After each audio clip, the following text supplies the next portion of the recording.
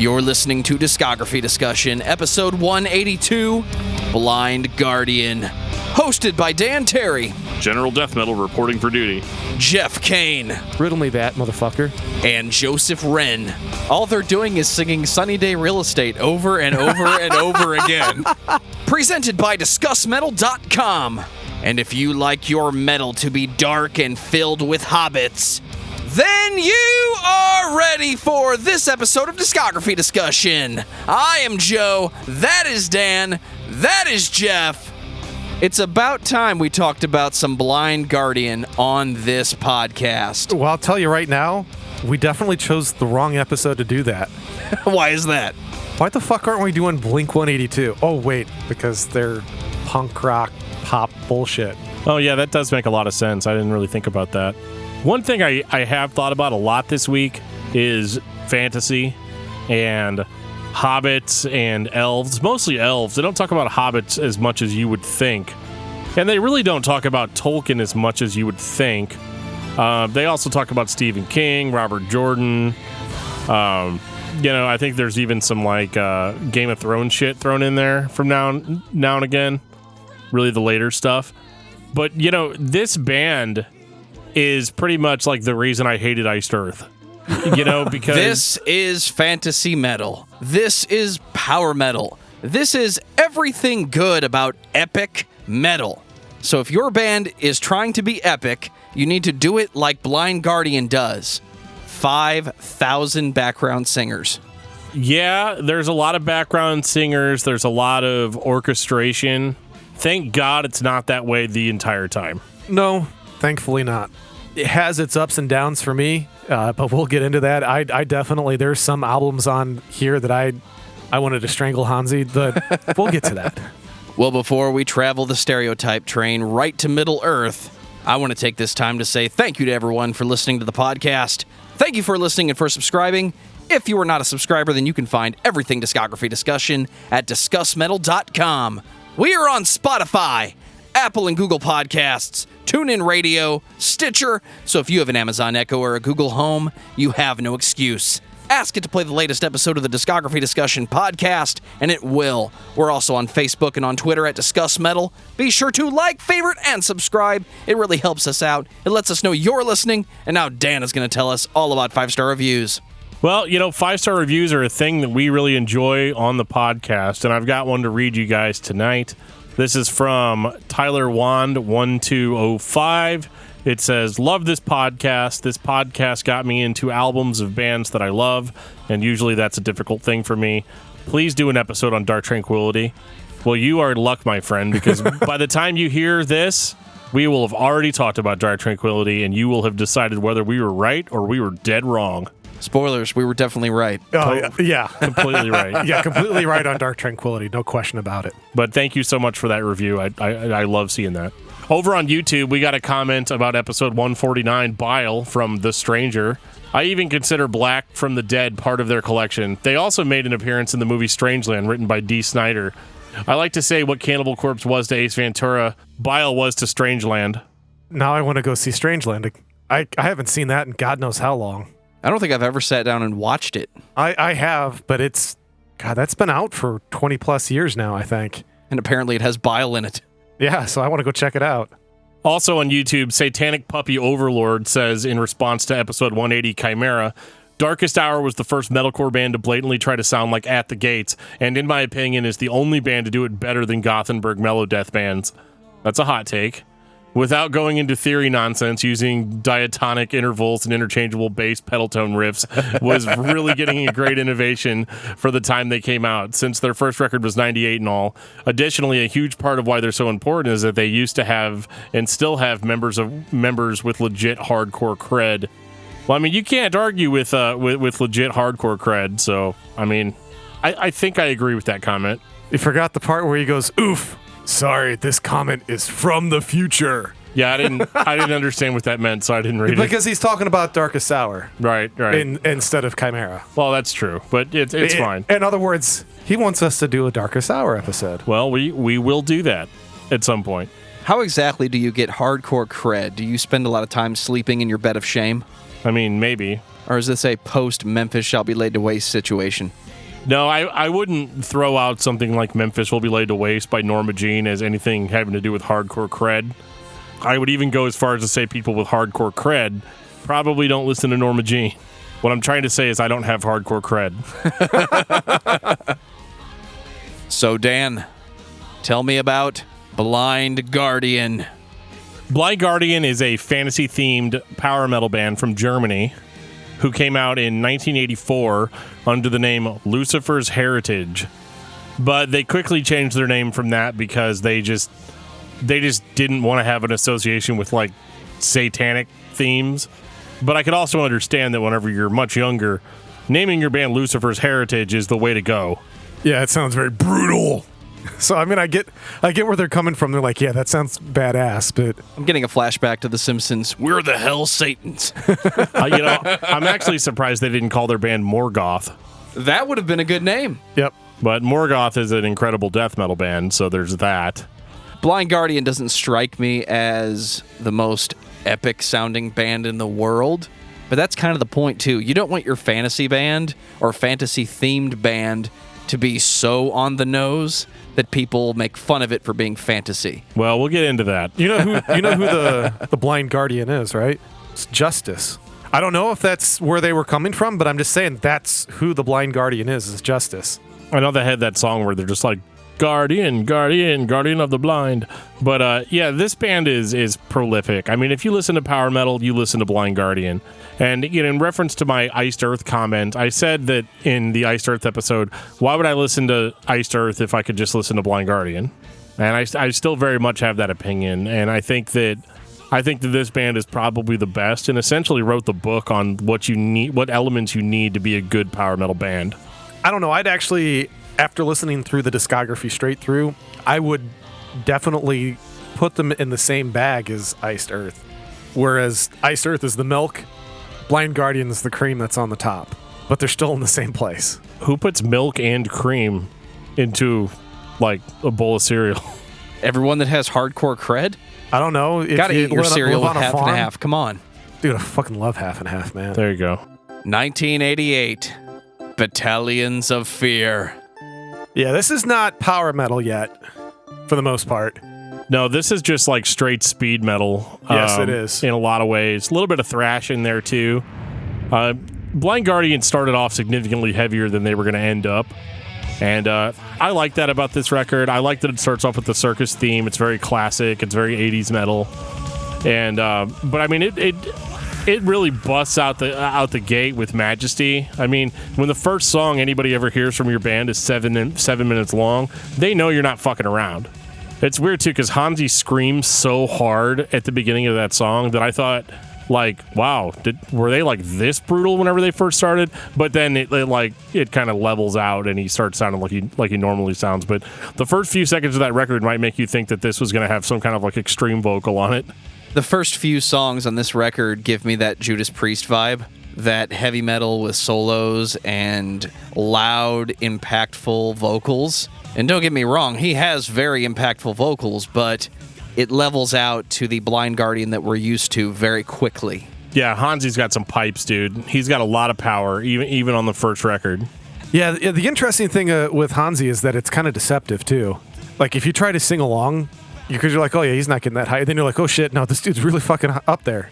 Because he has such a full voice at such a high range. You don't realize how high the dude is going sometimes. And I do like that about him. Hansi, over the years, has really kept it strong. This is a great album. I actually kind of like more of the speed thrash feel from them, personally. Oh, yeah. This is one of my favorite albums, and it's just because it kind of gets you going. I love the late 80s, early 90s kind of kick you in the face, just brutality. You just go as fast as you can. I like that kind of feel, and I think they do it really, really well. It was better than I was expecting because I didn't hear a ton of this album, and I think some of the tracks that I heard off of this before, I didn't realize was them when it's been played for me before. I just thought it was like a Hansi side project and not actual Blind Guardian, because I know he's just done plenty of side projects. I just assumed it was another one of those. Right, because when you listen to Blind Guardian, you're expecting the fantasy, epic, traditional instruments. It sounds like a giant epic production as opposed to a straight heavy metal, power metal record. Yeah, I think I like this one because it's more bare bones. It's just a band in a room playing heavy metal, and like if I had to criticize it at all, I think the choruses are a little repetitive. Cheesy is what I was going to go for. Yeah, but like the cheese is strong. Yeah, like the song Wizard's Crown, which I'm going to criticize it, but it's probably one of my favorite Blind Guardian songs. But just like Halloween, which is what that song was actually originally called. But I guess for whatever reason they changed it. But it goes on a little too much. And like with the song Guardian of the Blind, it's very, very, very repetitive. But like I don't care that much, and it's not like a super, super long record. So I mean, I definitely give it a free pass as far as like it was their first record. They had they weren't the masters that they were going to become yet. But I think the kind of amateurish approach is kind of what the appeal is on these early Blind Guardian records. Absolutely. Yeah, I like the rawness and the visceralness of it. I guess like you said, I just kind of believe their the emotion that they're putting into it. I believe it. Like I think these guys are really intense and pumped when they made this, and I think that's what makes it good. Like I like that kind of. Every once in a while I like that style. I think these guys do it really well. That's the other interesting thing about Blind Guardian. I mean, they always get called like a power metal, prog metal. I mean, but it just proves that they're more than just one facet. I mean, they got a lot of things going for them. Yeah, I definitely agree. I think this record is a great starting point for the band. And what's cool is like, so if you stream the record now, there's a bunch of like bonus tracks. And the bonus tracks have like a lot of early versions of these songs on them. And I actually really like the way the demo versions sound. They're pretty brutal. They're dirtier. They're grittier. Like a garage kind of feel to it? Yeah, or I something? mean, realistically, it's just because they were recorded like very shittily. But like, but this is Shittily? heavy. Is that a word now? Yeah, it's my word. But I mean, it's heavy metal, man. Like, of course, the demo can't sound amazing. But I really liked hearing the earlier versions of these songs, because I prefer the Halloween demo version to what ultimately became the Wizard's Crown. So like I don't really talk about bonus tracks that often, but in this case, I really liked it. And also, the original release, the album's only 8 tracks, but whenever it was released on cassette, it was released with a 9th song called Gandalf's Rebirth, which is like an instrumental. And it's cool. I love it. I love the solos on this record. It's a really, really good product because, like, for me, I have a lot of trouble appreciating classic metal bands. I like Iron Maiden, but I can't listen to too much of it. I like Judas Priest, but I can't listen to too much of it because it doesn't punch enough for me. Whereas Blind Guardian is kind of like that sweet spot for me where it's got enough thrash in it to keep me interested.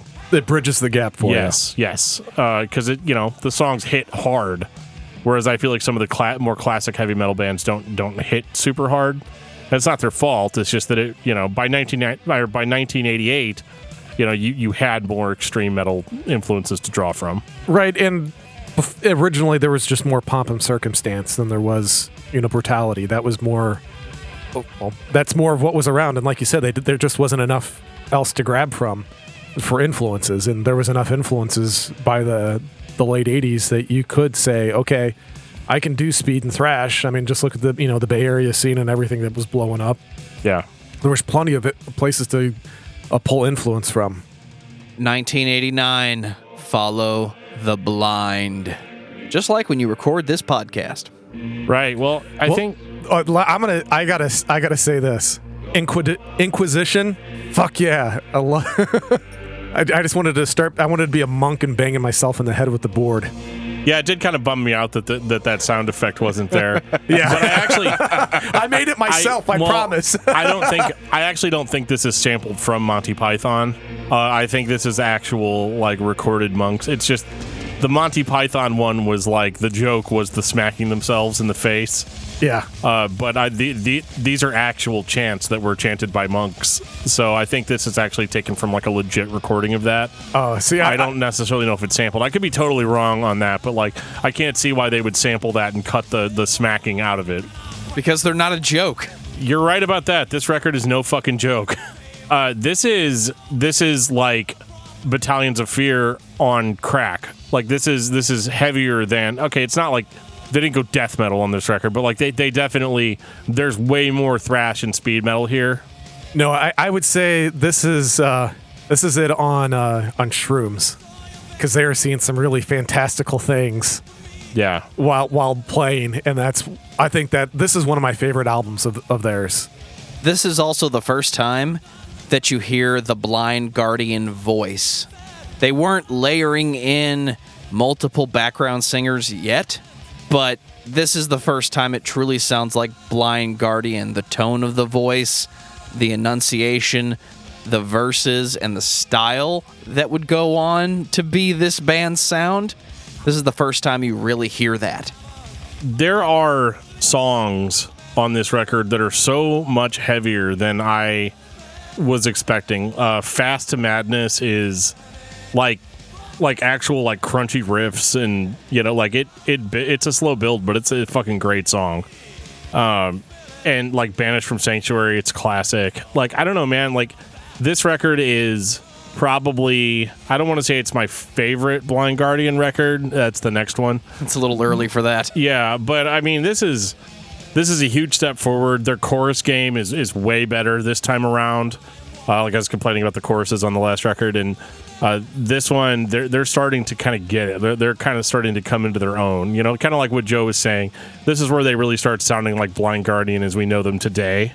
But the benefit is that we get heavier songs, and there's no like bullshit prog stuff thrown in there for no reason. Yeah.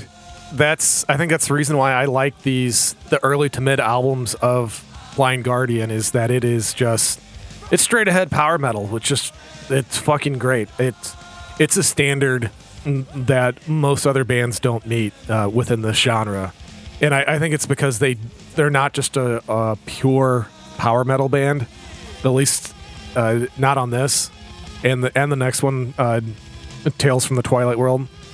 It's more of we're getting there, Geoff. Calm down. No, I'm just saying these are just that's power metal with elements of other types of metal mixed in.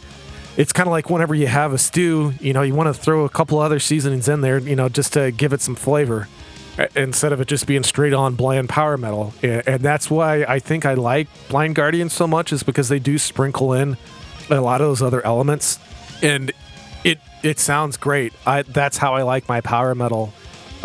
If this isn't my favorite, Follow the Blind is probably, it's at least in my top 3 and probably number 2. I really, really like Follow the Blind. There's nothing about this album that I don't have a problem listening to. All right, Geoff, you ready to talk about the Beach Boys cover? I am, because I freaked the fuck out. Because holy shit, these guys did Barbara Ann total justice. Like, I could not believe how well they do surf rock.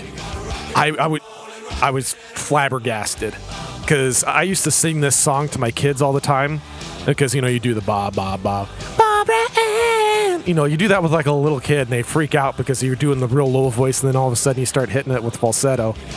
So the kids love it, and like I heard this, I'm like, Jesus Christ! I mean, like, you could put these guys in a time capsule, move them back 20 years and pull them back out, and they could totally kick it in the surf rock era. These guys are awesome. It just proves my point on how versatile and how good these guys can be, because they can just up and throw, you know, a fairly daunting, you know, song to cover, because it's not like everybody can cover the Beach Boys, and Barbara Ann's not an easy song, especially vocally, to cover. I do think it was interesting how they played it so amazingly straight. Like, you would think they're like, oh, they're going to power metal this up. They do not. They play the song exactly as it was written, and then they transition into this Little Richard cover Yeah. like right after that, and I'm just long, tall Sally doing the vocals on that on top of that. Yeah, you're right. It's just like crazy on how good it is. This is one of those moments where I really thought that Spotify was fucking with me. You know what I mean? Like, because I'm listening to these while I'm working, and I'm like, what the fuck is this? And I remember the Barbara Ann cover, but then when you got to Long Tall Sally, it was like, what? Like, what is happening right now? It's like, I'm still in the same song. And yeah, very, very strange way to end off a record that's this heavy. But apparently these guys like, they like, early rock and roll. And I would imagine that if you can play speed metal proficiently, then you can probably handle some surf rock. It's time for 1990s Tales from the Twilight World. Dude, this is when the shit started getting really good. I'm going to say this is the definitive Blind Guardian album. This is the one everybody cites when they talk about Blind Guardian. If it's not this, it's Night at the Opera.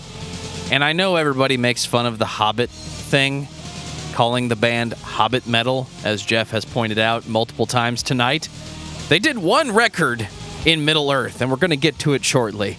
But this is the blueprint for epic power metal. It gives you the layering, it gives you the melodic elements, the traditional elements. It puts everything together in a package that does not match the popular music that was coming out in 1990. This is a hell of a record. Like, Traveler in Time's awesome, but Welcome to Dying is probably my favorite Blind Guardian song. Like, when I think of Blind Guardian, Welcome to Dying just starts playing in my head. This record is not as much like thrash speed metal like the previous two were. This is where it starts sounding a lot more power metal. But again, they haven't gone into prog, which a lot of these bands like to do around this transition. They still play it straight. There's still tons of double bass, lots of speed, but the songwriting is approached very differently than the previous records, where the previous record was just like 1, 2, 3, go. This record, they've really crafted these songs to include as many different little flourishes and elements as they can, which leads to some incredible solo work, some really, really, really good leads. And I think the song, though, that really, really stands out to me is not even a heavy song. It's the Lord of the Rings song. Yep, that's the same thing. It's even like, because at first you start listening to it, you get about a minute and a half, 2 minutes into it, and it's like, okay, it's like a ballad or whatever. They haven't really done that yet, so it was welcome. You're like, oh, cool. But once you get into that, chorus and all of these layered vocals come in, you start realizing that this band is actually evoking feelings that I didn't think that a band like this could do. Like they're on a whole different level now. Like they're playing power metal that actually makes me feel something, and it's like in that almost like classic rock vein, and I love it. It really, really is a landmark song for them, and just showed how diverse they could actually be. Because there's tons of fast solo-y power metal bands out there, but I felt like this song especially like really, really, really reined it in for them. Yeah, there's something almost theatrical on this, and I don't mean that in the campy way. Kind of like how you were pulling like on the classic and arena rock feel.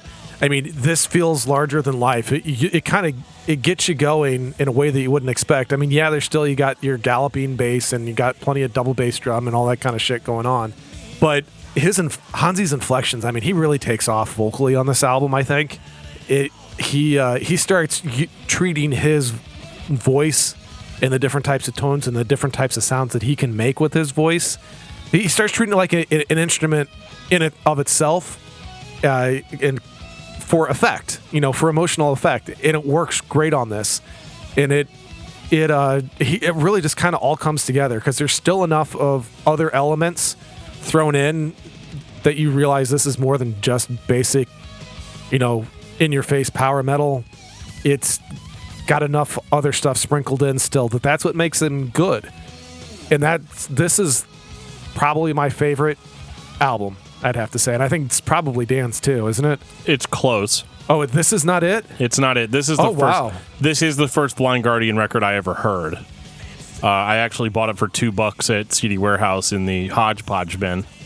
And it's funny now because that same store would like heavily capitalize on metal releases, but back then, I don't know if it was different management or whatever, but they didn't give a shit about metal at all. So you could buy some pretty classic shit there for like next to nothing. Yeah, it just means they didn't know what they had. Yeah, this was great, man. Like when I popped this in for the first time on the way home, I mean, do we all miss that a little bit? Like not trying to. This is like my old guy moment of the podcast tonight, but like I miss buying a CD that I've never heard before and walking out to my car and putting it in the CD player and hearing it for the first time on the way home. You know, and you like still don't have a CD player in your car? I actually do not. No. You have a tape player? You need to find cassettes that are bands you've never heard before. Well, I drive a shitty Ford pickup truck that doesn't actually have any type of media availability. So a lot of the times I drive around with earbuds in. So, and that's not illegal here. I know it's illegal some places, but it's not here. But yeah, so this was a great introduction to the band, and obviously I started trying to collect their releases at least from that point on.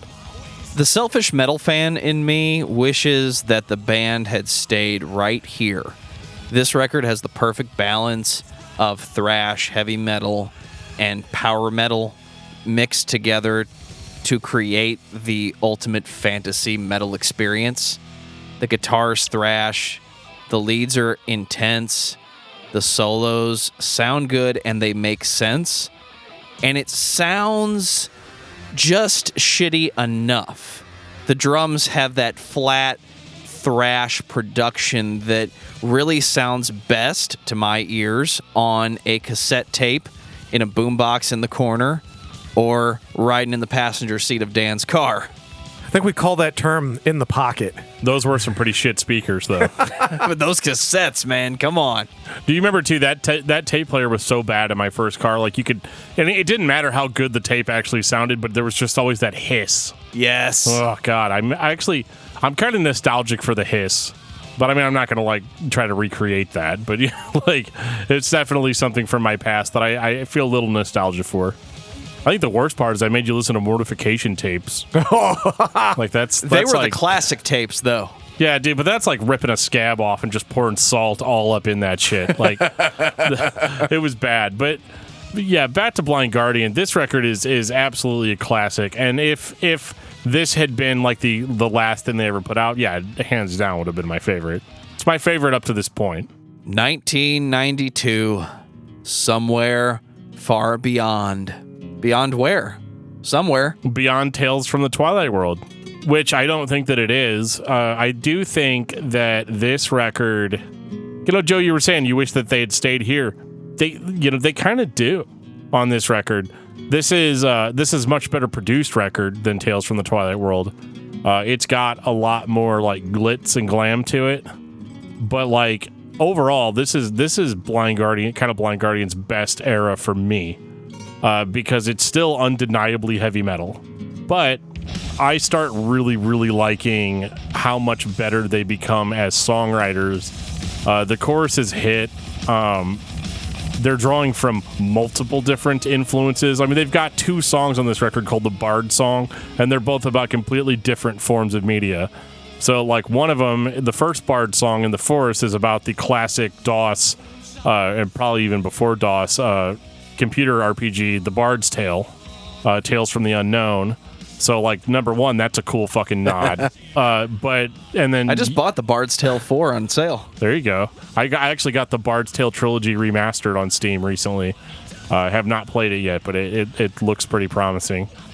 But yeah, the Bard Song, and obviously the next one is about the Hobbit, which is cool.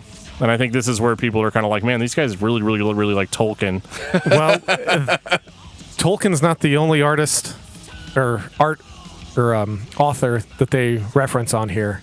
The Quest for Tanalorn, that is actually one of my favorite authors of all time, Michael Moorcock. Yeah. Dude. Of course, one of your favorite authors' last name is Moorcock. Michael Moorcock introduced us the modern anti-hero. Okay. In Elric. Yeah, seriously, he really did. He essentially gave us the modern anti-hero. You would have no, Deadpools or anything like that without Michael Moorcock. It's a cool song, and the first time I heard it, I totally fucking freaked out because I never thought in my wildest dreams that somebody would actually reference one of his books, because he's kind of like the dark elf, seedy underbelly of Tolkien's beautiful world, because that's essentially what he wrote. His stuff was kind of to be an antithesis to Tolkien. He wanted to have a grittier, darker edge on fantasy, and I was just so stoked when I heard we're talking about Hawkmoon on this stuff. I mean, it's not Elric stuff, but yeah, I was just super stoked. So super cool, and this album won me over just because of that damn song. Time What Is Time is what won me over on this, just because it's like about Blade Runner. And I love, like, and I feel like a lot of this record, this one kind of has darker themes than we've had previously. Like, everything else has been kind of high fantasy. This digs into some of the, like, hard, like, dark sci-fi shit, too. And I really, really, really enjoy that. They did do a Stephen King. I guess Tommyknockers off the last record was a Stephen King. The band is very much into all aspects of fantasy. They're one of the few bands that I can think of that take a little bit of whatever they were listening to or watching or reading that day, and it all ends up on the next record. It appeals to me in a different way than other progressive or power metal bands do. Like, if I listen to Battle Beast, I'm going to get ancient gods-driven epic metal, but I'm going to get a lot of the same thing. If I listen to Blind Guardian, you might get a song about hobbits, but you also might get a song about a Stephen King book. Well, yeah, I'm feeling the irony that my album of the week is going to be an audiobook. Yeah, I mean, the title track, Somewhere Far Beyond, is based off of The Dark Tower. So, I mean, yeah, I'm never going to finish that. Yeah, you won't. Neither will Stephen King. Right. But I do think this record was darker, but I think sound-wise, I think they've stayed in that pocket of what they achieved on Tales from the Twilight World, but they're kind of polishing that, and for that I salute them. I love it. It's the boys did it again. It's great. They killed it on this record. Are we ready to travel to the other side with our imaginations from the other side? 1995. This is pretty dark for them. This is darker than expected. Definitely not what I was expecting after Somewhere Far Beyond. And again, when you listen to Blind Guardian, you're expecting it to be traditional driven, heavy, epic music. This is the slasher movie, circa 1985, with the all-electronics soundtrack. Maybe it's made by John Carpenter just to make me happy. I talked about the last record being darker, but that was kind of like a grayscale dark. This is like solid black. Not that it's black metal, but like it's definitely a progression on their sound. But I think the thing that stands out more than the music on this is just the source material and just the overall mood that this record creates. It's definitely the most like depressing Blind Guardian we've gotten so far. Has my favorite song on it Of all time? of theirs, Imaginations from the Other Side, the first track. Fucking love this song. These guys have no problem opening an album up with a 7-minute song. I know, isn't that great? No intro. And that's old school heavy metal at its best. You're going to get 8 minutes, not 4.5. That was the pop songs back in the 80s. Yeah, well, there's also no 30-second intro. This is just like, fuck you, yep. 7.5 minutes of awesomeness right out of the gate. I appreciate that in ways I cannot explain. I get so tired of listening to records that have really good songs, but the first 2.5 minutes of the song I want to listen to are ominous waves and wind, and maybe there's an animal shrieking and howling in the background. I was so artistic when I thought of this, and then 2.5 minutes later, the song that you want to listen to starts playing. Blind Guardian, they don't mess around with that. They lead you in almost immediately on every single album. I really like the way they use the layered voices on this track in particular. That's sometimes one of the bigger beefs I have with Blind Guardian when I do have beefs with them. And I think they do it justice on this track in particular. And I think it's part of the reason why I like it so much, because I'm always big on harmonized vocals, and they do it really well on this track. Yeah, this is where they kind of started that more. I mean, they'd kind of done it a little bit before, but like this is where they really start doubling down on the extra singers, you know, and having, and it really works here to create a more epic sound. I think that they're definitely going to overdo it as they go on, but here it was just still kind of just an enhancement. It wasn't like the sound. Gentlemen, shall we travel down the fantasy road? 1998, Nightfall in Middle Earth. So is this like the middle of the Great War, but Batman shows up and then Bane shows up and says, "I will break you, Batman," and then we have Nightfall in Middle Earth? That is not what it's based on. This is really interesting because I think that this is really the album for Blind Guardian. I think this was kind of the last Blind Guardian album that played it safe, which is weird that I'm saying that like a band like this that a concept album would be a safe bet. Yeah. But I mean, how many albums have they put out already? How many power metal bands have already like put out like their second album as a concept album? These guys really held off for a long time. Yeah, it went all the way to what? This is the 6th, or is it the 7th?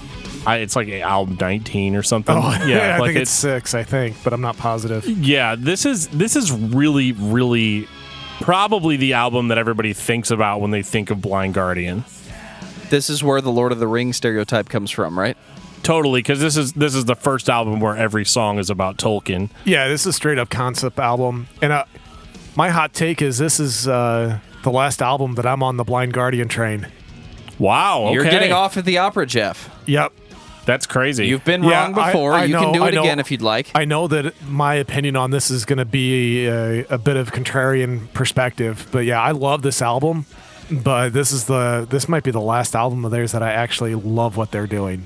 Doesn't mean that I hate what they're doing, but this is the last album I genuinely love what's going on. I love the lyrical perspective on this record because they are telling a story, but they're not telling the Tolkien story. I like the focus on the first age of Middle Earth. Like, this is all Silmarillion, you know, all of it is. And, like, that's a story that, I'm not going to lie, the Silmarillion is the only Tolkien book that I couldn't finish because it is so disjointed. I know it tells a story, but, like, it's almost too much for me. Whereas I can get the basic Cliff Notes version of that book from listening to this album. Well, I mean, it was essentially disjointed as it was released. So, I mean, it's not like it wasn't a finished work. It wasn't a polished work like Lord of the Rings was. Correct. So, I mean, I understand where you're coming from on that. You're not the only one that feels that way, because that's a pretty standard consensus. It takes even people who are really hardcore. Like, there's a guy I work with that he is about as big a Tolkien fan as there can be, and he has a hard time reading that book to this day, and he still tries to read it every few years, but he goes, it's just such a fucking challenge. He goes, I can burn through everything else, but this is, like you said, it's disjointed. That's the best way to put it, but it offers a lot of great source material to make some really great songs. So I'm not really going to complain too terribly much. That opening riff to Into the Storm is like so classic for this band. And like they really bring out the whole battlefield feeling in their songs.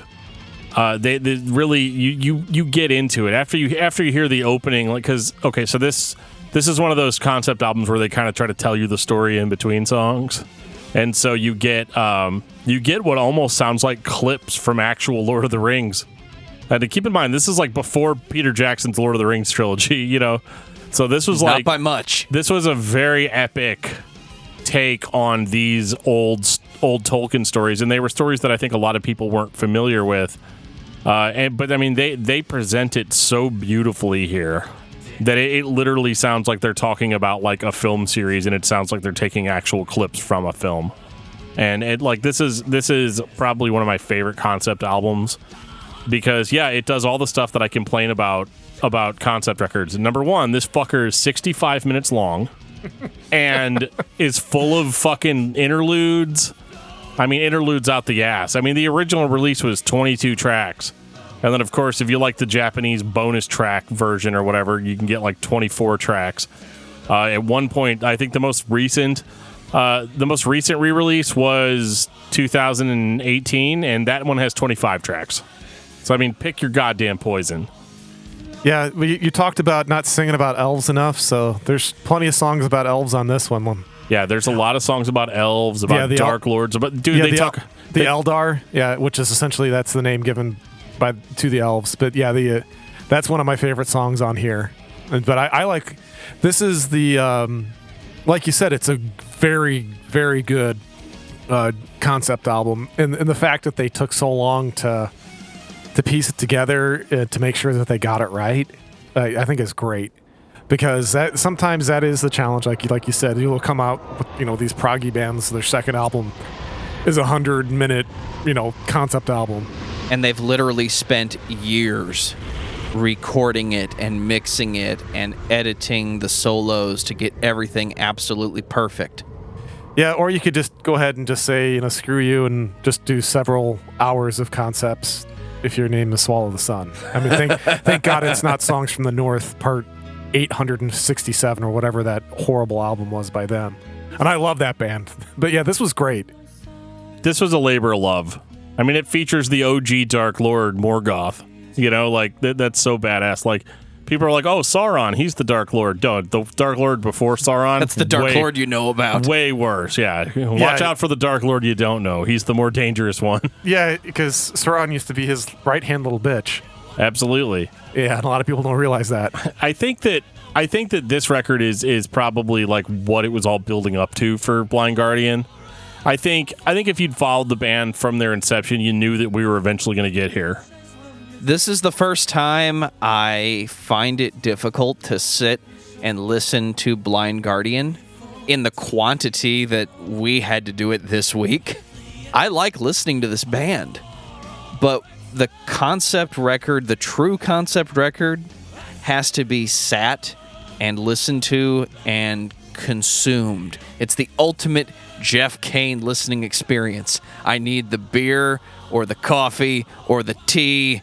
I probably lit candles for myself because, yes, that's how I listen to records. And I've cranked the stereo just enough to where I can feel the shake in the bass. And then the epic just takes over. I don't always want to do that. And for me, it's frustrating because Blind Guardian does it so well, it becomes harder to listen to other bands do the epic concept record. Take that, Iced Earth. Yeah, well, what you're talking about... You said it, not me. It is... they do such a... What makes this album so good is that they do such a great job of telling a story. That's what sets this concept album apart from a lot of others, is that they keep you in with the hook. I mean, and I'm not talking about a hook from a song, but I'm just talking about the story itself. It's more like symphony and less like opera. Right. Yeah. It's very interesting to listen to because like you said, there's a story being told the whole time. And I don't mind the little interludes where, the guy comes in and starts, doing his best British accent of whatever it is that he's talking. But it works, and I love it, and I enjoy it, and I have no problem sitting down and listening to this straight through. It's still not my favorite album, but it's definitely one of my favorite stories that a band tells. Yeah, I mean, I love it, man. Like 5 stars, 10 out of 10, would buy again. I think that this is one of the, because dude, I probably only like 2 concept albums, ever. And this is one of them? This is one of them. And because if you're going to do a concept record, this is how you do it. I think the problem is that it's just the right length to where if this had been 4 or 5 more songs, they would have overdone it. And I'd have been like, okay, all right, we're done. If you have to have a second disc on your concept record, just go back and make some cuts. Because I think this is the perfect length for it. and I think the attention to detail was good. One thing that we haven't really talked about is this was probably the first record that they did that I felt like there were some prog elements starting to sneak in. There's not a whole lot. Like, it's not enough to be off-putting, and they obviously haven't changed their sound. But I did notice a little bit more of that proggy, unconventional song structure. And I think upon first listen, it was like, yeah, there's something a little different about this record, but I thought it was just because, like, well, they're doing a thing on this record, so that's why it sounds different. I didn't realize how wrong I was.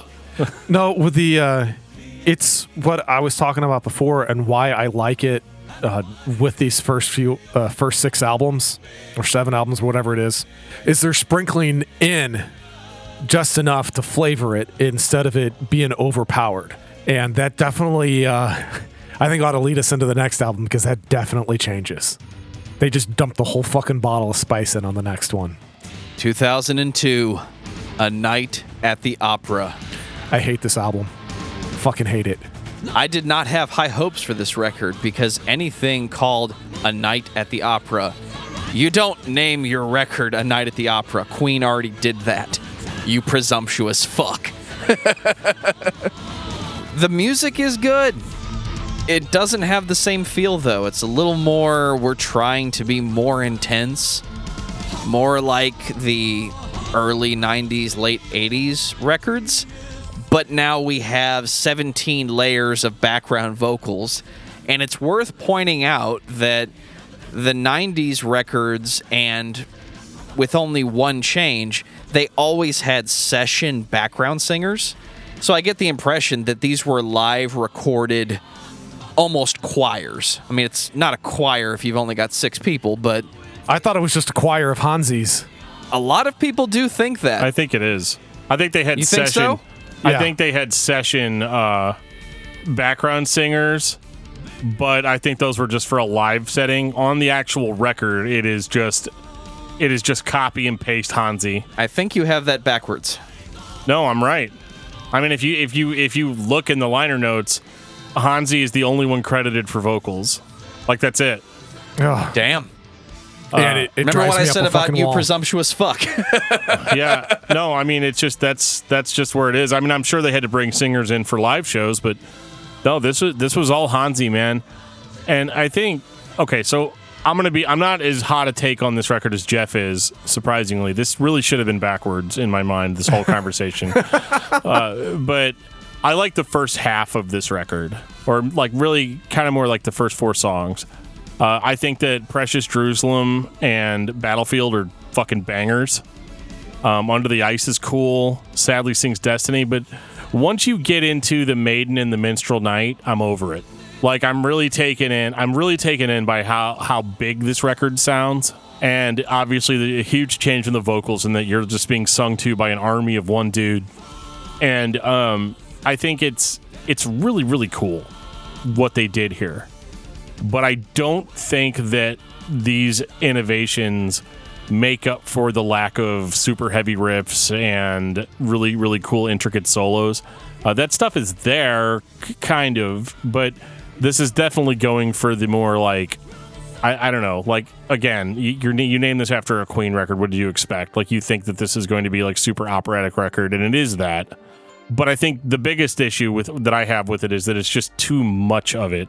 It's overdoing it. It's like eating too much chocolate. Like, I love Precious Jerusalem. It's my favorite song on the record, and one of my favorite Blind Guardian songs. I love Battlefield. I love Sadly Sings Destiny. I love those songs. But the rest of the record, it's just the same shit as that, and it goes on for way too long.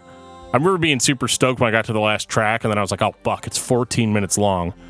You know, like, they couldn't rein it in. And then if you could imagine listening to all that shit, but then, like, you bought a re-release, so there's, like, 5 fucking bonus tracks on it. It overstays its welcome. That's the biggest issue I have with this record is I feel like if they'd put this out as, like, a 5-song EP and been like, yeah, we tried doing a thing on this one. What do you think? That What was do you guys 45 think? minutes long. 5-song EP that's 45 minutes long. Well, it wouldn't have been that long. But, it wouldn't have been that long. It would have been like a 30-minute deal. But, like, well, it just depends on if And Then There Was Silence was on there or not. yeah. Well, actually, it's funny. They released it. I think they released. Single. They released it. Yeah, That they was released. their motherfucking single. I was just gonna say that. Yeah, they put that out in like a B-side and that was the single. It was a 14-minute song, and it's like, oh Jesus, Precious Jerusalem, actually about Jesus. But I think like what I really loved about these first few songs is I was like, okay, if this is the direction they're going to go in, as long as they can keep up the intensity and do this, I think it's fine. But I don't think that they kept the intensity up more than just like a few songs. Yeah, it was spotty. It was definitely hit or miss. The whole choir of Hansis with the ridiculously layered vocals, just it was like a horde of locusts, and their name was Hansi. Just showed up and just ate everything and just laid the place barren because there was nothing left good once all that shit took over. The way you described that made me think it was going to be like awesome. Awesomely, brutally, yeah, like shitty. Brutally devastating. It was brutally devastating in the wrong way. Well, those first few songs are they're fine. I'm not gonna bitch about them at all. I like those. There's enough power metal in them for me to be like, okay, I can get, but it's like they're trying to transition out of power metal by the time you get to the end of the record, and I think that's why my interest just drops off. You know, like it's too much to pay attention to. I don't even think it's bad songwriting, but it's definitely not my thing. Like, it's not what I listen to metal to hear. You're right. You know, it starts becoming proggy symphonic, theater of metal. I mean, it's theatrical is the word I was looking for, Geoff. This is when the band finally transitions into the Blind Guardian that I think of when you mention Blind Guardian. Most people, when you say Blind Guardian, they think of this Celtic-sounding band with these epic verses that kind of has these metal elements. But it's more theatrical now and not so much metal. So the band definitely had a transition into that, and they didn't just jump into it. They slowly made that transition, but you're not expecting it, and you're definitely not expecting it in the middle of an album. I don't know where we go from here. Well, I'll tell you what we do go. No more fucking badass guitar solos.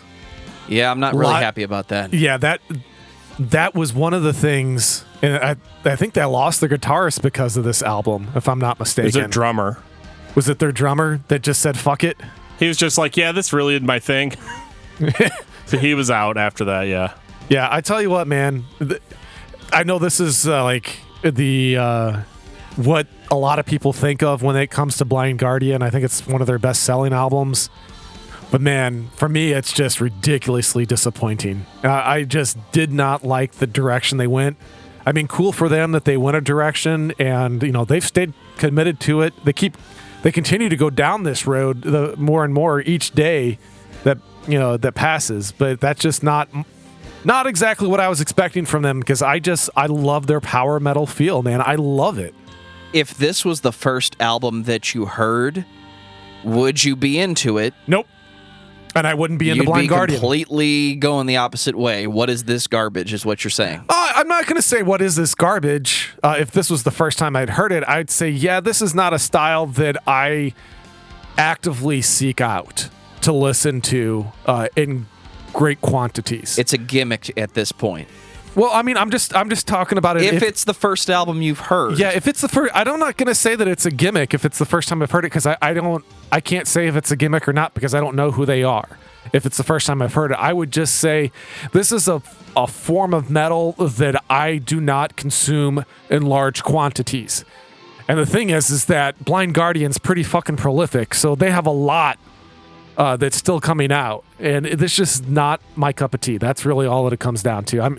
I'm sure we have listeners out there that just fucking worship at the altar of this album. It's just not my interpretation of what is good Blind Guardian. I like the record, but I like the record in the context of the band's discography. It is by no means their best record, but it gives you the best story of the band that you're going to get going forward. And I appreciate that, because they gave me that chance to transition, as opposed to this record is all theatrical, no more metal. If they had fully transitioned in one record without giving us that, then we would be in another Opeth situation of, okay, I know these guys want to be progressive rock from the 60s, but why does their newest record sound like it came out in the 60s? I think you guys are being a little harsh. God, did I just say that? Nope, I don't think I am. Get out of my house. You're not the real Dan. You are fake Dan. I think that really just that this album could have been really great if the actual material had been better. I don't think it's necessarily like the sound itself that's bad, because there are several tracks on this record that are pretty damn enjoyable. There's just not enough of them. You know, because like I feel like if every song sounded like Precious Jerusalem, we'd be having a different conversation. But unfortunately, it just kind of fizzles out. You know, it loses the intensity. You know, I say this all the time. The first few tracks set you up for an experience that you're not going to get. You know, and that's called a cock tease. Yeah, it just happens. You know, I mean, every band does it. This is not a Saint Anger. This is not the Embarrassment album. But it's they just tried something a little different, and it just didn't work out for them. Yeah, the Embarrassment album does eventually happen, though. Oh, yeah, we'll get there. 2006, A Twist in the Myth. More of the same that I'm not interested in. I know it's a dick move on my part, but... It really is, and I would question whether you even listened to it. Oh, no, I absolutely did. This sounds nothing like A Night at the Opera. No, it doesn't.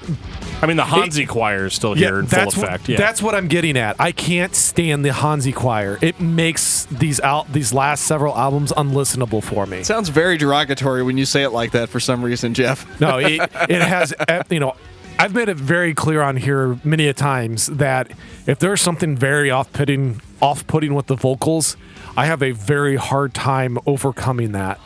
And there's something about the Hansi choir that just rubs me the wrong way. I mean, it's you know, it's pouring salt in the wound. It just doesn't do it for me. I can't focus on anything else good that might be going on because it's just too damn distracting for me. I don't know, man. I mean, I listen to grindcore, so like I'm not like too worried about the vocals. But see, that's the fucked up thing is I dig like grindcore vocals. I mean, I know it's my issue as a consumer. The product is out there, and a lot of other people are saying the product is good. I know it's me as a consumer that has, you know, an odd palate. It's not the music's fault. It's what I'm expecting is not what I'm getting. And I'm just not happy with it because I'm still expecting the old power metal Blind Guardian, which is really bizarre for me because that's normally, I talk about, I like, you know, bands taking risks, and this is a risk that just didn't pay off for me. And it's a sound that they stuck with that stayed as a constant, even if there's other things that change, because the music definitely gets heavier on a Twist in the Myth, but the vocal layering is still very, very prominent. I mean, I could see where you're coming from on that, but I mean, you know, I do think that they beefed up again on this record. I think that there probably was a little bit of backlash on A Night at the Opera, but I think that, you know, they beefed up the parts that I feel like metal fans were complaining about. You know, where are the guitar solos? Where's the double bass? Where's the, you know, like, where is all that stuff? Even though that stuff is actually on A Night at the Opera, but you have to get through it to find it, and that's the hard part. But, like... Yeah, it's layered to death on that one, and it's not as much on this. You're right, but it's just the vocals that give me a difficult go. That's all. I thought this was a good return for the hardcore fans. I think that they did everything right on this one. This is a good comeback record for them, and you know, for the most part, I think that they succeeded here. But it's like any band that incorporates different elements as they go. Blind Guardian has always. You know, they started off, like I said, very bare bones on Battalions of Fear. And as time went on, they incorporated, you know, a little bit more elements of power metal and some prog metal and, you know, and it's kind of that folksy, like acoustic-y stuff. That, you know, everything that this band picks up, they keep. You know, I always talk about how bands are like, you know, they have a grab bag of different elements. Blind Guardian started with an empty bag, and they just drop stuff in as they go. You know, and so I think that's what we're seeing here is they're like, okay, at the very least, what did Hansi like about A Night at the Opera? It was the vocal production, right? So he's going to obviously hold on to that. It's like when Korn started doing that. We talk about the John Davis choir. It became the new signature sound of the band. Yeah, and that's kind of what happened here. So if that's the thing that Geoff hates, there's nothing that they're going to be able to do from this point on to please him. I wonder if they'd get away with it if they would just go back to the classic power metal sound. Or is that a creative decision where once you've done it in the studio, you can't step back? I've already taken it to here. I can't step down, or else I'm giving something up. I don't know. I'd be open them back with open arms, giving them a big ass hug, because I would be super stoked if they went back to that sound personally. But you know, I'm just one dude with a microphone in front of my face. I'm not. Yeah, but you could become like 500 dudes. I've got an effect for that. Right? Yeah, I guess if I want to be a Hansi choir, I guess I could be. We could make the Geoff choir. Oh, God, no, nobody wants that. Nobody wants that. All they're doing is singing Sunny Day Real Estate over and over and over again. Oh. Are we ready to travel to the edge of time? 2010. I'm a little disappointed that this record wasn't about the Back to the Future trilogy, but I'm going to just let that go and let it go past. But, Really, dude? I mean, it's at the edge of time. Like, eventually Doc and Marty show up at the edge of time. Like, I had the whole story like mapped out in my head. Doc's in the fucking steam train. Marty's still in the DeLorean. They're trying to figure out which versions of which reality Doc and Marty came from. Dude, this is my fanfic. It's incredible. And I wish that's what this album was about. But it is not. Therefore, I hate it. That's not true either. I do not hate this one. You're still wrong about the DeLorean in Back to the Future Part 3. I'm not wrong about it. I'm not going to bring that shit up on the podcast again. So this is... They definitely pull from a lot of cool subjects. Again, that's one of my favorite parts of this album. Because I'm not a huge, like I said, I'm not a huge fan of some of the vocals, but they're pulling from, Robert Jordan, George R.R. Martin, Michael Moorcock.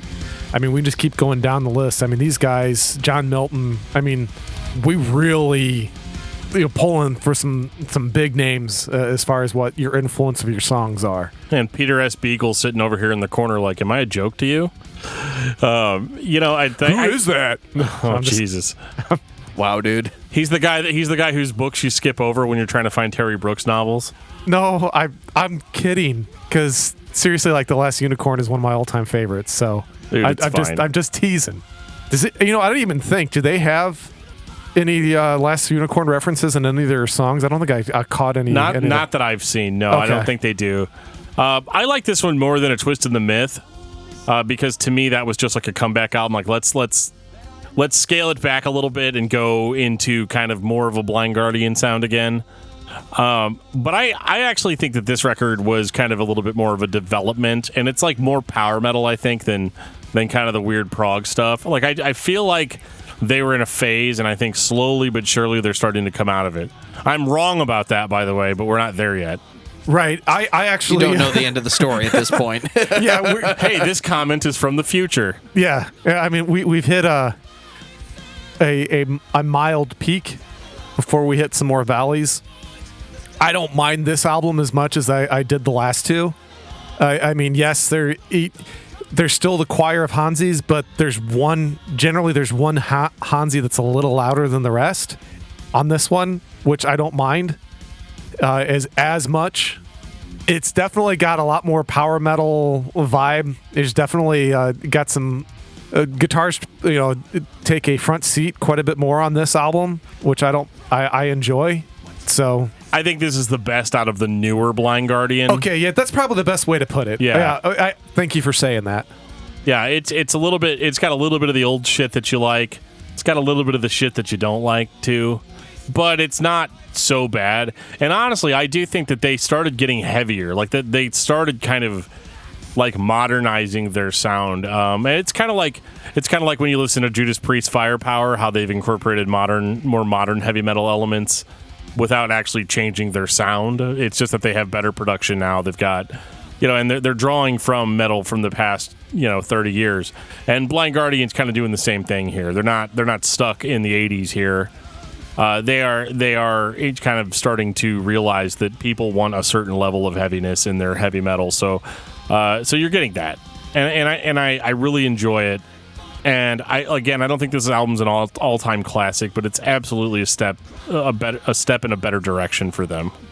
It's difficult for me to listen to this record knowing that it's the 9th record I've listened to this week by this band and not just feel like it all runs together.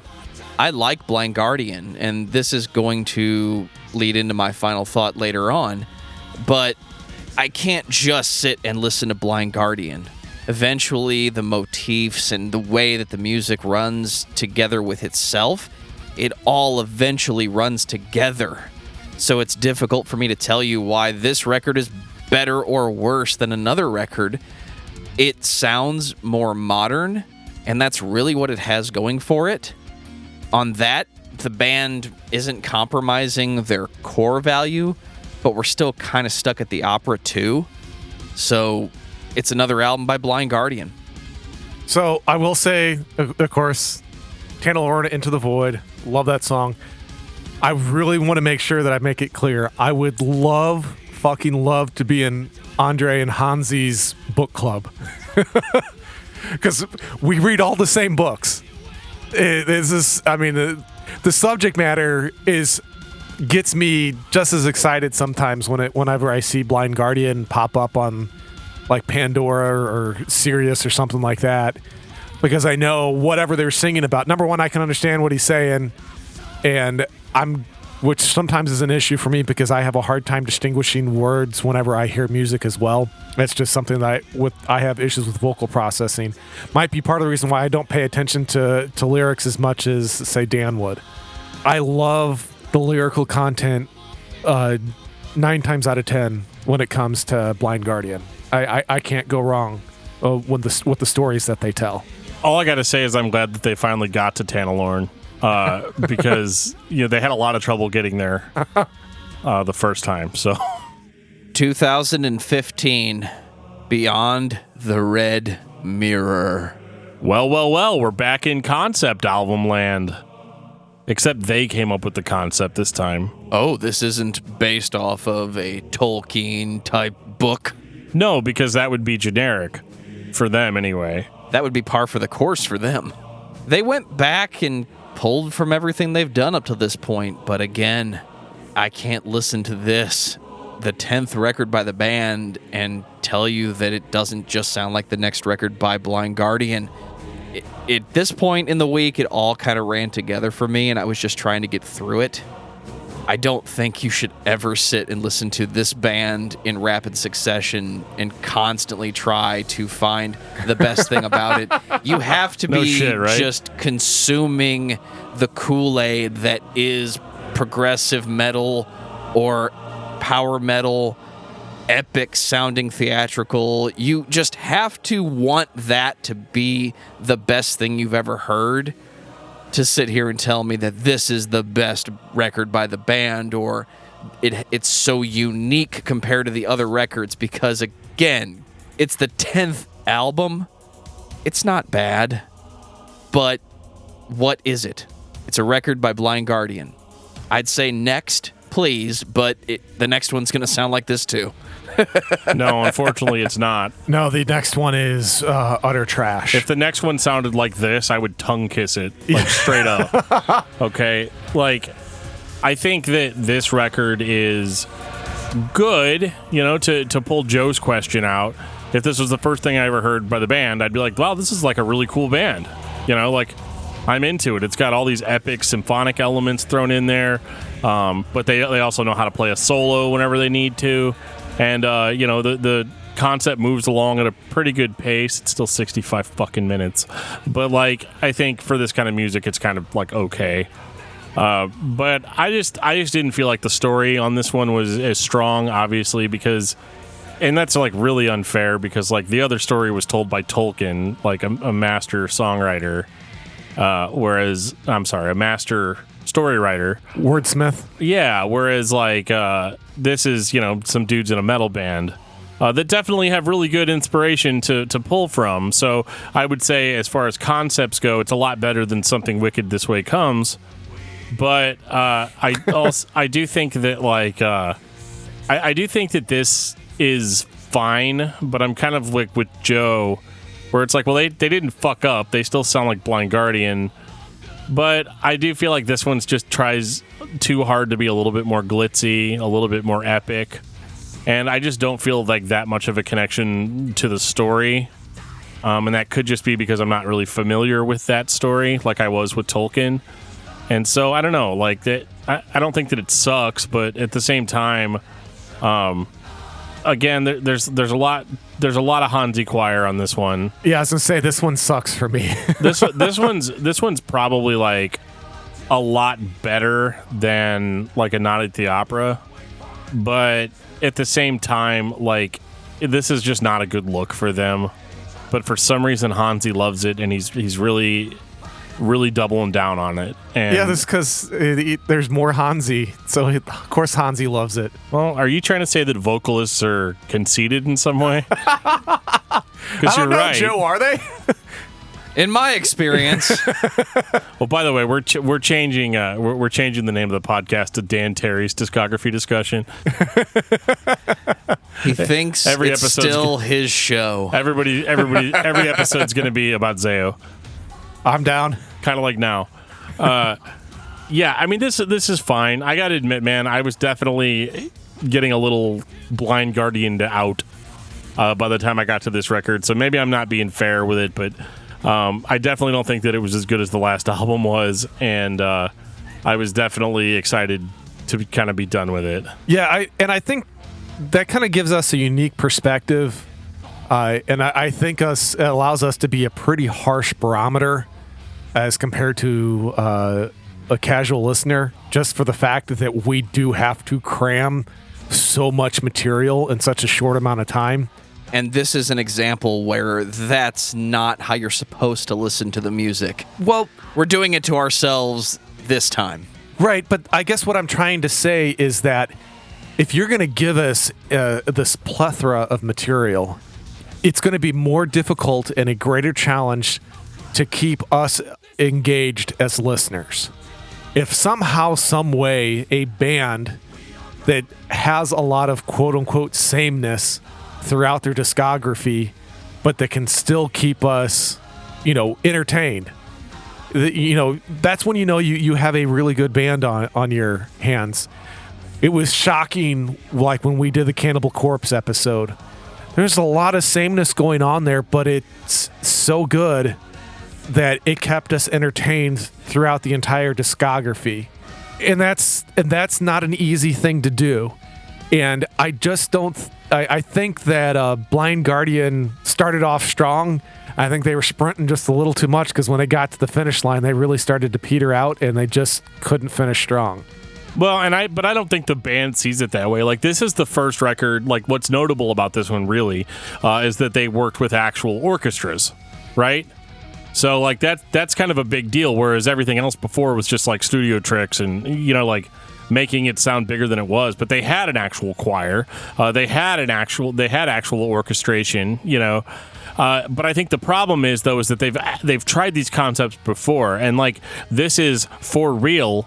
But it's like, okay, when Metallica plays with a symphony, like that's a huge change to their sound, and it creates something unique. When Blind Guardian plays with a symphony, it still just sounds like Blind Guardian. Right. I guess, I listen to a lot of Symphony X as well. It's a good fucking band. It is a good band, but with what I said, the curiosity is the next time, if and when we will eventually get to Symphony X, but will that be a band that kind of falls into the same challenge that Blind Guardian and Iced Earth have? Obviously we all agree that Blind Guardian does not run nearly as stale as Iced Earth does, but there is still a challenge with the repetitiveness, and there's just something that it just grows stale for us. There's just something there that we're in that short time frame that we're cramming all of it in. It's not grabbing our attention, and we're getting Blind Guardianed out, so to speak. Will we get Symphony X'd out? That's just more of a curiosity for me, because that's another band that I hold in high esteem that has some similar sounds when it comes to like the progressive, symphonic, and power metal with just unbelievable vocals. So I'm just kind of curious to see whenever we get to that if we still feel the same way, and if there's any bands out there that our listeners can recommend that they think could essentially handle that marathon of the listening that we have to go through. Just a curious thing. There is another album. This is normally where we would end the discography discussion because, we are at the end of actual Blind Guardian records. Beyond the Red Mirror is the last power metal Blind Guardian record.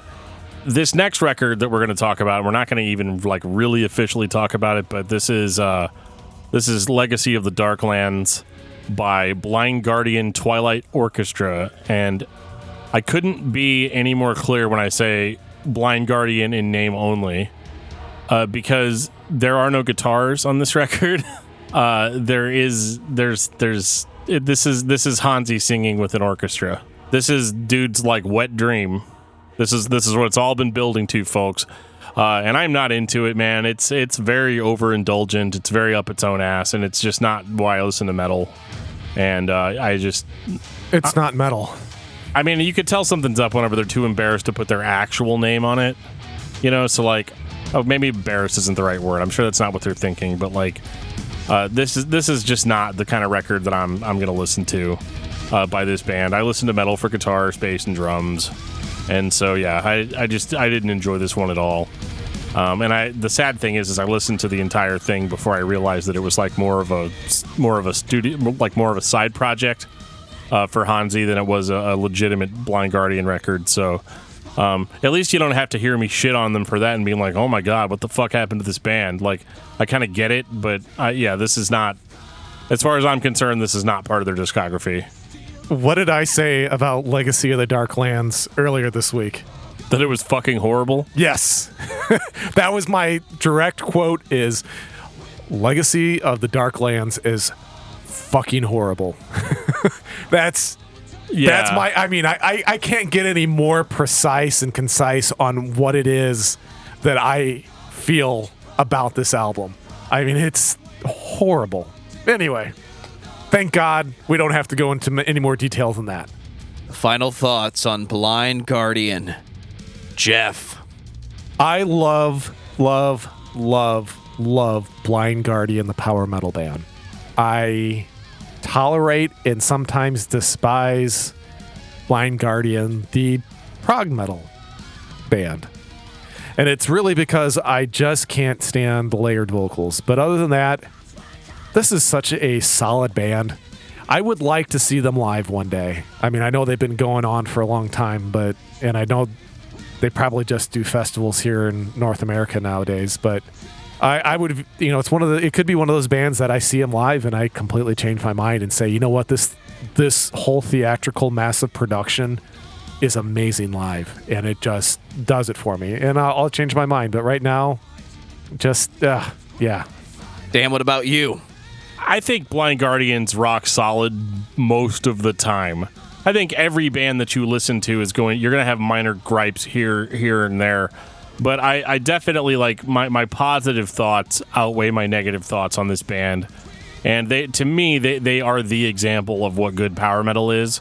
I'm kind of with Geoff a little bit. I kind of agree with him that I don't know if they're super strong as a prog metal band, but I'm okay with it as long as there's still those power metal elements in it. So I like most of Blind Guardian, and I would go see them live in a heartbeat. And if they started reissuing their records on vinyl, you better believe that I'm going to have to take out a second job. I really like Blind Guardian. I think they can be the template for epic metal. And even though they have some missteps along the way, they're more like stumbles than actual deviations from the formula, if that's a thing. I think that they're so good that they overwhelm me personally. When I have to listen to all of their albums in rapid succession, I'm not going to sit and only listen to Blind Guardian or power metal or anything like that.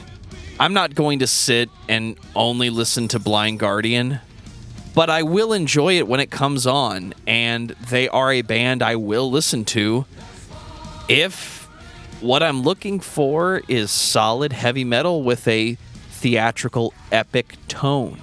So if you're a fan of fantasy and melodic driven heavy metal, power metal, if you're a fan of Iron Maiden, there's no reason why you're not listening to Blind Guardian. They should definitely be in your rotation because they're going to be in mine. Dan, what's your album of the week? Well, I've had to be really productive at work since I came back from being sick. So my album of the week is Gold Cobra by Limp Bizkit. Wow, dude. Seriously? Yeah, dude. Fuck yeah. Geoff, what about you? Slave Design by Sybreed. And I needed to be productive, so that was my go-to. I've been listening to The Complete Fiction of H.P. Lovecraft, audiobook presented by the H.P. Lovecraft Historical Society. Nice. Awesome. You want epic? You want to listen to songs about hobbits and every other forms of fantasy? You reach for the Lovecraft. Some of it's good. Most of it's kind of meh. The Nameless, man. That's the shit right there. Hell yes. Take us out, DFT. First of all, I just want to thank you guys so much for listening to this podcast. And we really like to hear from you guys and hear what your band suggestions are. Most of the episodes we do now are due to your guys' suggestions. So keep those coming. And there's a lot of different ways you can do that. You can reach out to us on Facebook under facebook.com/discography discussion. You can send us an email at danandjoeshow@gmail.com. You can reach out to us on Twitter at discussmetal. You can always join our Discord server. It's going 24 hours a day. There's a link in the show notes. It'll take you right to Discord. There's so many different bands out there and so many little nuances, and I just love to hear that back and forth with you guys. So definitely keep that up. Keep sharing the episodes. If you want to represent Discography Discussion in real life, we have a Teespring store set up that we'll have a link to in our show notes. If you wanted to buy a Discography Discussion shirt or a hoodie, everything there is priced super affordable. So check it out. Help us out in any way you can. And of course, you can always join us on our Patreon page, which will give you access to shows in advance. We have individual album reviews, any show ideas that we have that are maybe a little off kilter. You're going to get those first on Patreon. So make sure to check it out. And thanks again for listening to us. We appreciate you. We really do. And on that note, this has been episode 182 of Discography Discussion. Thank you for listening. You can like us on Facebook and follow us on Twitter at discussmetal. Subscribe to our podcast everywhere you listen to podcasts, including Google Play, Apple Podcasts, and Stitcher. Visit discussmetal.com for all things discography discussion, and please send questions and comments to danandjoeshow@gmail.com. If you are not a patron, you can become one at patreon.com/discussmetal. We have some sweet perks. Give me your money.